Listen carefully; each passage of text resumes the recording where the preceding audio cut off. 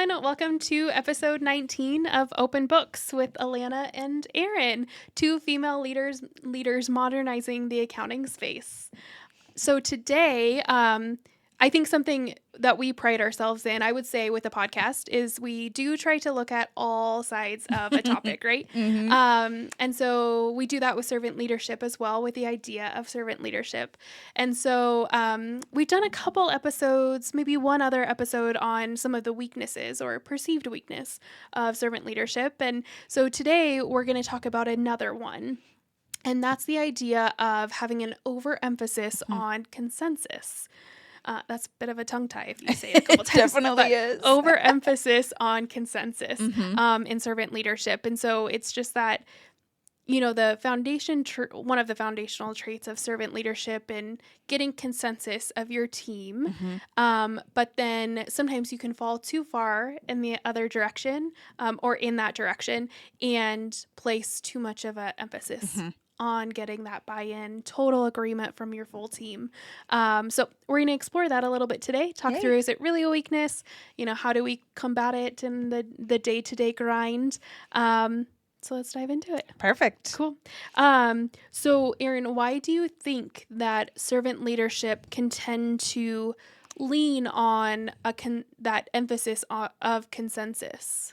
I think a lot of it has to do with trust, right? Yeah. You are building trust from the ground up with your team. And in the midst of that, you want to get consensus on some of the stuff you're discussing. If you're coming up with a change that's coming, or maybe doing a new service line or something like that, having consensus from the group is super important, so that you're all agreed on the same thing, how it's going to happen, when it's going to happen, all of that. But I think it really stems in building that level of trust in your team. It can be very easy to spend too much time building that trust and kind of like rehashing the same thing over and over again and talking about the same thing in a different way, but really the source of it is still the exact same thing. You're just talking about it from a different angle. And I think that's why there is this perception that you guys just spend too much time talking, right? And that's not it at all. It's about building that foundation of trust, which has to happen through communication.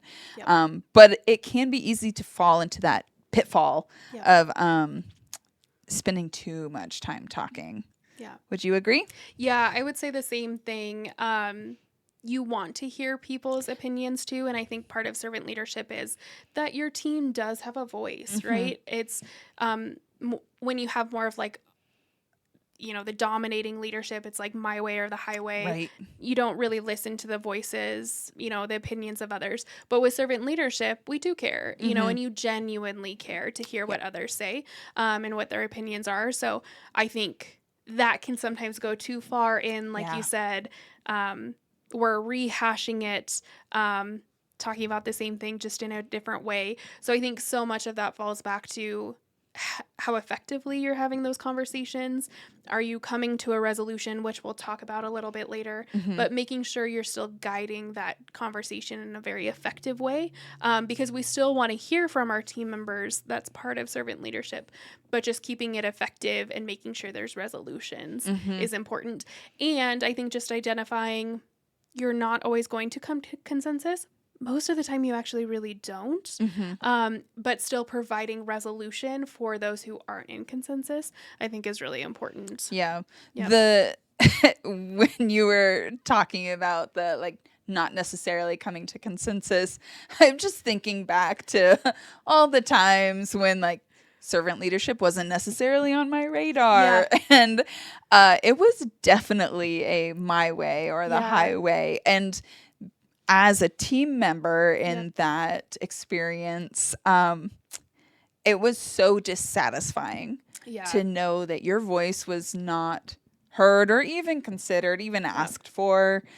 So I do think it's incredibly important that we ask the questions and get that feedback, even if the end decision Yes. is kind of the way we wanted it to be, or, you know, something that doesn't necessarily have 100% consensus on it. Yeah. I don't want to go down a rabbit hole here, but what you said reminded me. I read I think it was a blog, or maybe it was an article, a couple days ago, but it was talking about when you as a leader don't allow your team to voice to you how they feel, they're not going to stop voicing. They will if they feel shut down the road, but they will voice just to not productive people. And so it's like either you take the time to listen, to be able to be that effective sounding board, be able to hear them, tell your side, really provide that transparency to them.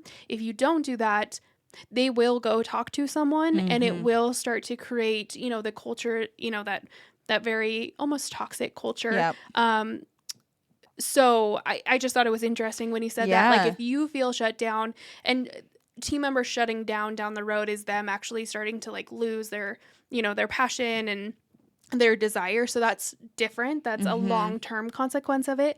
But in the short term, employees will share their voice, and it may not be in the most productive way if you're not willing to take the time to listen to them. 100% guilty of that. It was that person that I was not listened to. I'm loud. I'm going to go talk to someone. That might not be great. Right. But we all do it. If we don't feel heard, we will talk to someone because you don't just lose that feeling or that like, I need to talk about this. You don't just lose that. Right. And it can really start to build up and bubble up and all those things. So it was just a really interesting, I don't know, just to think through that. Yeah. You know, I liked that little mini rabbit. That was great. Yeah. Because it is so true. Yes. It's such a long-term consequence of what happens when you don't put in the effort to get people's voices heard. Yeah. And actually listen to them. Yeah. Yeah, somebody else will listen to them and they will go talk to others about it for sure. Yep. Yeah. Okay, so pulling back to servant leadership, the overemphasis on consensus. How do you think that there are some ways that overemphasis on the consensus gets in the way of the day-to-day grind? It takes so much time. The conversations take so much time, and just talking to someone, you know, I will start talking to someone before we know it, like 45 minutes have gone by. Yeah. And that's 45 minutes out of their day that they probably didn't need to spend talking to me. But I would just start like, quick question. Yeah. This will be quick. And leadership can see that and say like, oh, you've now spent not only 45 minutes of your time, but 45 minutes of their time just to get their like somewhat agreement on this thing. Sure. And what I've done to try to combat that is by already setting up, like I have my weekly one-on-ones with my team and my leadership. So I already have scheduled out that time. Yeah. And so it's not something new that I'm taking up time. Sure. I can spend some time in those one-on-ones having the conversations and starting the percolating on whatever consensus we need to come to. And that way I'm not taking up any extra time in the day-to-day because I think, especially in larger firms,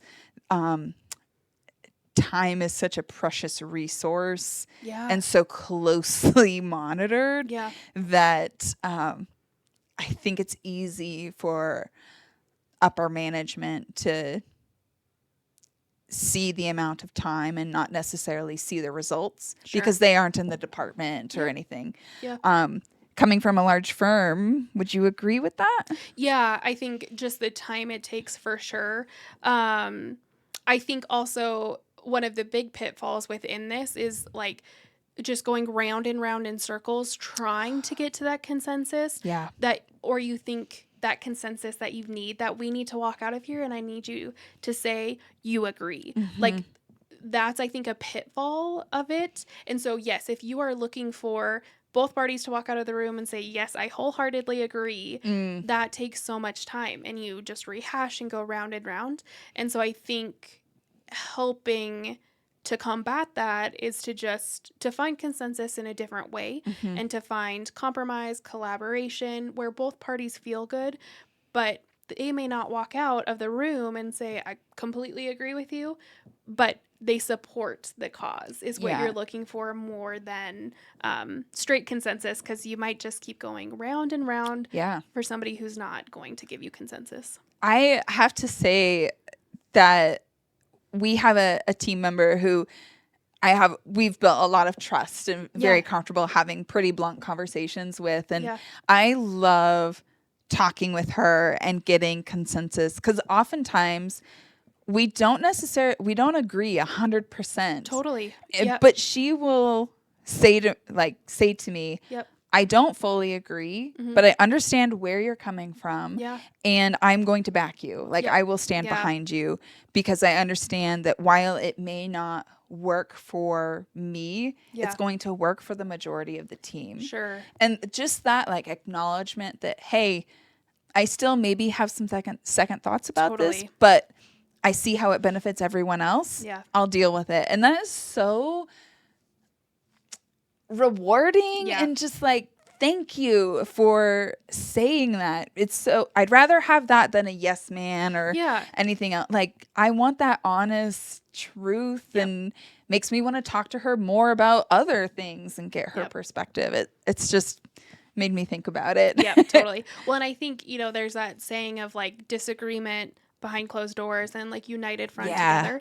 And I think if you can help create that for your team of like, we can talk about it, we can like pick it apart, you can challenge me, we can dig through it. But when we walk out of here, or even as a leadership team, when we walk out of here, like, we do just have to be in support of each other, because we've had our time to discuss it. And now our consensus looks like we are in support. Right. We're on the same page regardless of what happened. Yeah, I think that's really important. And it's so important for the team to see that in their leadership, that they all are on the same page. There's no one peeling off to different directions. If you have that consensus, they are confident in where you're moving forward.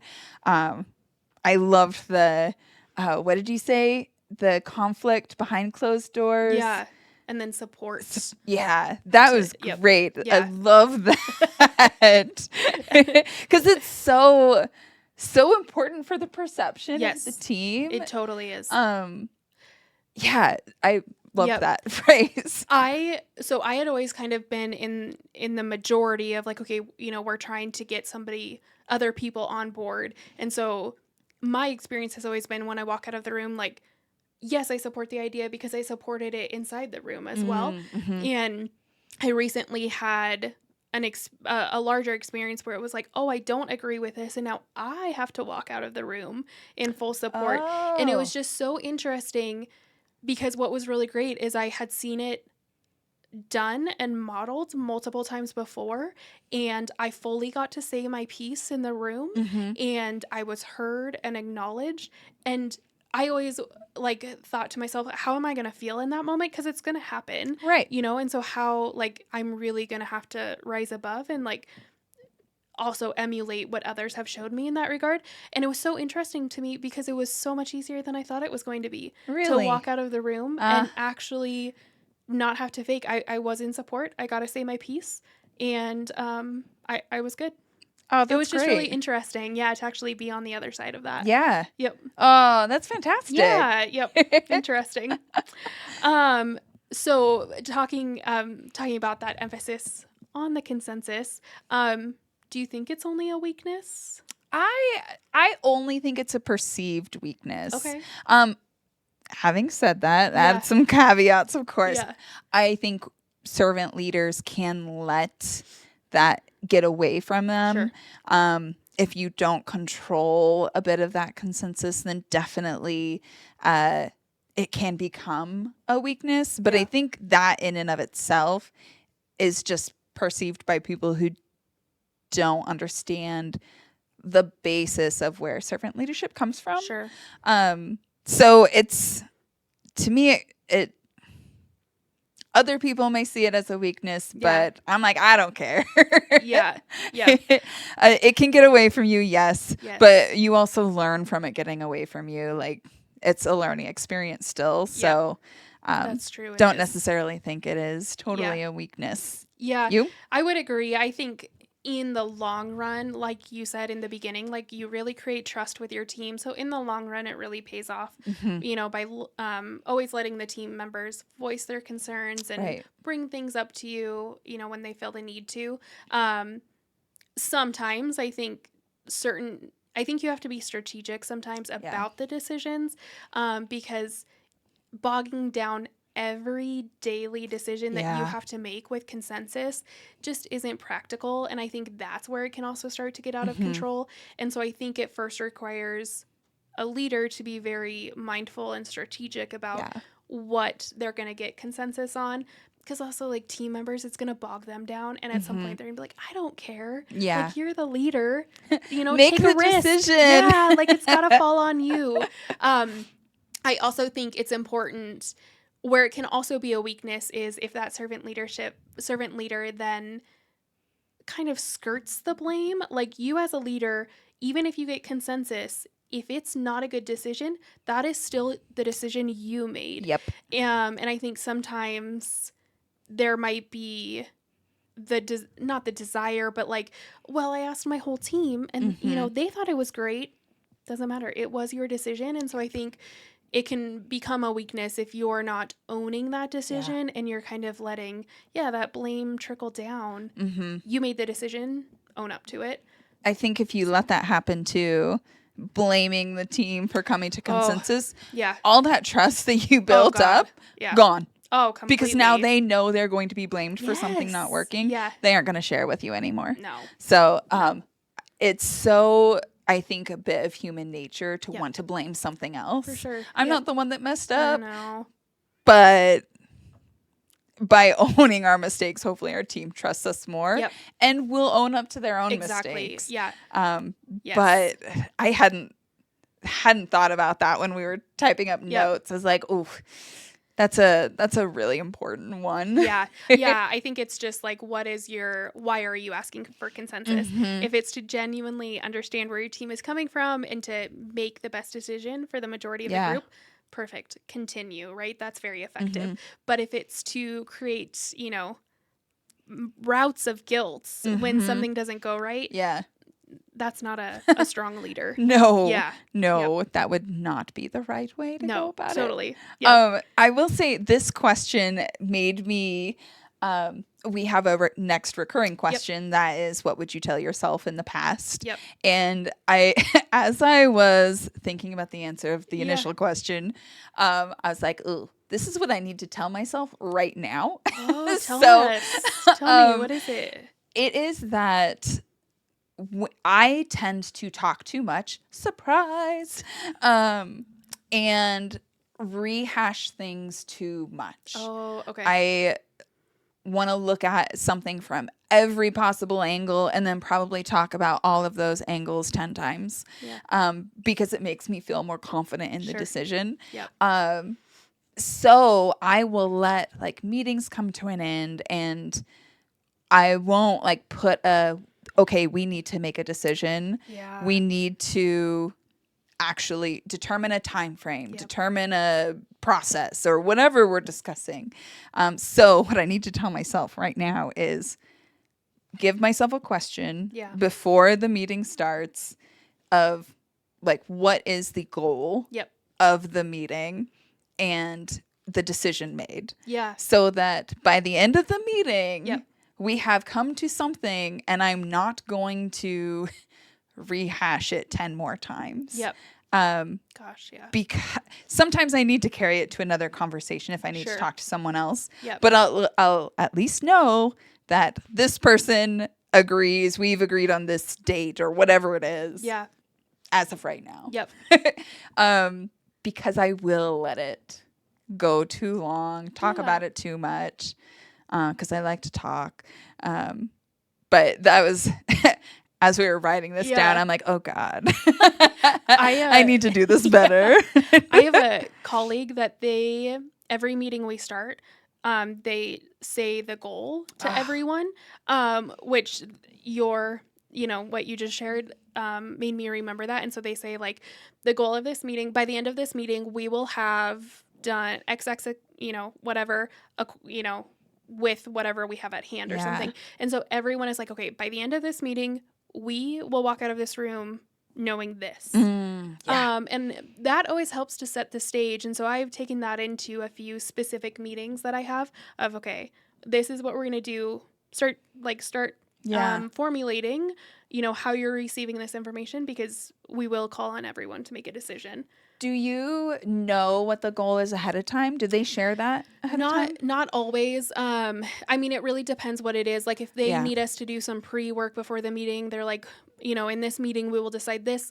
Here's some pre-work, for us to move faster in the meeting. But if it's something that just needs a conversation and then a decision at the end, we'll just get into the meeting, might just be like a touch base or something. And they're like, I need to decide this by the end of the meeting. Yeah. We talk through it. So depends what it is. Yeah. But it's just really interesting because it also helps keep the conversation focused on that. Like, that's their way of really keeping an effective meeting. Because if it starts to diverge, they're like, okay, remember, by the end of the meeting, we have to have this done. Yeah. And it's like, okay, everyone get back on track, because we have like 10 minutes left. Yeah. So. I need to start doing that. I will try reporting back in a couple episodes to let you know how it goes. Give it a shot. Yeah. Because I know that is one of my weaknesses, and I just like talking too much. So, Which isn't always a bad thing. I mean, not always. It takes up a lot of time, though. That's okay. So, I know I did what would I tell myself right now? Yeah. But what would you tell yourself back then? It would, and it kind of, I guess, leads to what I just shared on your, what you would tell yourself. But it's just, even in meetings of needing consensus, like, you can still guide the conversation and provide, a back and forth dialogue. As opposed to just kind of like agreeing with someone for that consensus. You can still like challenge, what their thoughts are, or just keeping it more streamlined to, whatever decision you have to make, just helping to guide that conversation. I think I just learned more and more how much like guiding conversation and, guiding meetings is just really important to getting things done on the day-to-day. Yeah. So, because otherwise you could spend all day in one meeting. Yeah. Which that's that human piece. Like, sometimes need to be controlled a little bit. A little bit, yeah. Yeah, it's a healthy balance, right? Yeah, definitely. Yeah, totally. So what is something that you've learned from one of your team members or mentors about consensus? And, it was kind of what I mentioned before about having someone, you don't need 100% consensus all the time. Yeah. I love having my team member who says, hey, I understand where you're coming from. I understand it's going to be good for the majority of the rest of the team. Yep. I've got your back. Like, that is so key. And I feel like after those conversations, we've hit a lot of the conversation points that can happen around that, because they are thinking critically about whatever we're talking about. They feel comfortable in what we're doing, even if it's, they're a little unsure of how they're going to handle it or manage it, whatever it is we're talking about. So, learned that for sure from one of my team members. I did not, before really getting into servant leadership, I did not realize how much time just talking takes. Yeah. In general. Sure. And that's what kind of, I started working at a firm that did the weekly one-on-ones, and it like changed my whole life. And so that was kind of something from a mentor that I learned, like, those one-on-ones are the perfect opportunity to have these conversations. We have them weekly. Yep. We're building trust weekly. Really made a huge difference in how I manage. And I feel like coming to consensus now, because we all are talking weekly, the trust is there and we're ready to go. Sure. Yep. You know? That's great. How about you? What have you learned from a team or a mentor? So mine kind of feeds in our last episode as well. Just when you're looking for consensus, knowing how somebody operates, I think is really important. Yeah. Because if you're needing to talk through getting support consensus, are you talking to their mind? Are you talking to their heart? Oh, yeah. And so it's just interesting. We explored that last time. Yeah. Understanding your team, I think what it all feeds back to is just if you can understand your team, while that takes time to talk, like you said, you know, and learn about your team, you will go so much farther, so much quicker in the long run. It's just amazing. So many of these examples feed back to that trust and just knowing your team. So much so. 100% agree. Totally does. Yep. All right. Thanks, everyone, for tuning into Open Books. We aim to share insights gained from our past and future experiences to foster growth within the leadership and accounting communities. Thanks, everyone. Thanks all.